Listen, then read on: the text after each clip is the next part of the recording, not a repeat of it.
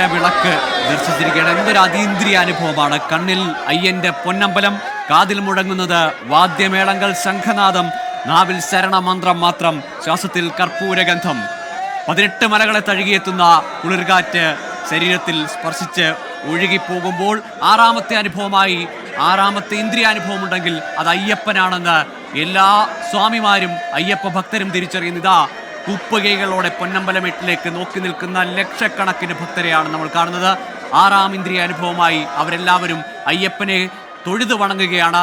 സർവാഭരണ വിഭൂഷിതനായ യോഗി സ്ഥാനത്ത് നിന്ന് വില്ലാളി വീരനായ വീരമണികണ്ഠനെ തൊഴുത് ആ ശ്രീകോവിലിന് മുന്നിൽ നിൽക്കുന്ന സങ്കടങ്ങളെല്ലാം അവിടെ ഉണർത്തിക്കുന്ന, എല്ലാ ദോഷങ്ങൾക്കും നാശങ്ങൾക്കും അറുതി വരുത്തുന്ന അയ്യനെ കണ്ടു വണങ്ങുകയാണ്. ദിവ്യ ദർശനത്തിന്റെ ലഹരിയിലാണ് സന്നിധാനമാകെ, അയ്യപ്പ ഭക്തരാകെ ശരണമന്ത്രങ്ങൾ അങ്ങനെ ഉറക്കെ ഉറക്കെ ഉറക്കെ മുഴങ്ങിക്കൊണ്ടേയിരിക്കുകയാണ്.